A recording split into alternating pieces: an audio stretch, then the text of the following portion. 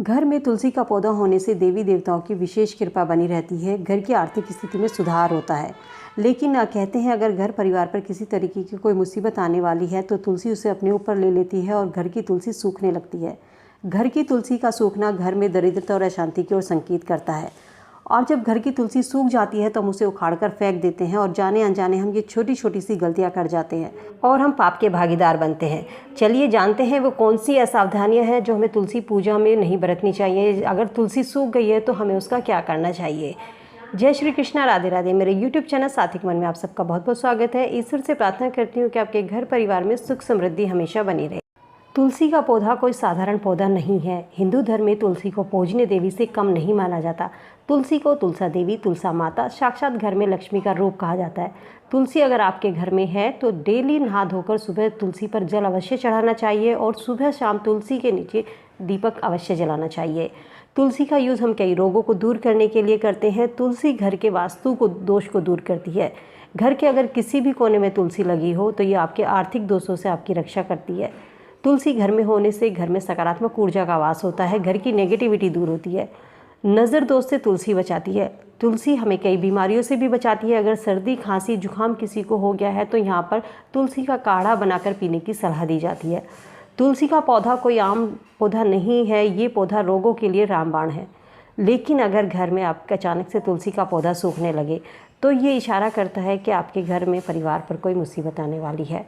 यदि तुलसी की पत्तियाँ मौसम की वजह से सूख रही हैं तो इसमें आपको चिंता करने की या परेशानी की कोई बात नहीं है। लेकिन अगर बिना वजह तुलसी का पौधा सूख रहा है तो सावधान हो जाइए। ये संकेत करता है कि किसी मुसीबत की ओर आपके घर में कोई मुसीबत आने वाली है। लेकिन किसी भी मुसीबत को आने से पहले तुलसी उसे अपने ऊपर ले लेती है और तुलसी सूखने लगती है। तुलसी की पत्तियां अगर सूख कर गिर गई हैं तो इन्हें उधर उधर ना फेंकें। या तो आप तुलसी की पत्तियों को उठा करके गमले में दबा दीजिए उसी पौधे तुलसी के पौधे में ही, या अगर तुलसी की पत्तियां सूख गई हैं तो इन्हें उठा कर रख लीजिए। अगर आप लड्डू गोपाल का भोग लगाते हैं जब सर्दियों में तुलसी नहीं होती है उस समय आप इनका यूज़ कर सकते हैं।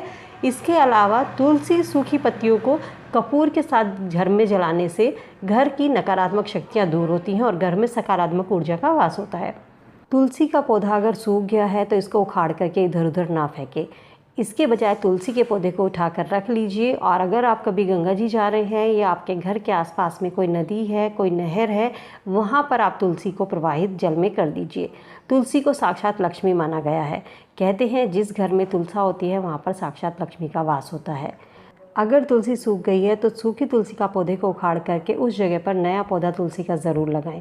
और जब आप तुलसी का नया पौधा लगाएं तो डेली उसमें जल अवश्य दें और सुबह शाम तुलसी पर दिया जलाएं।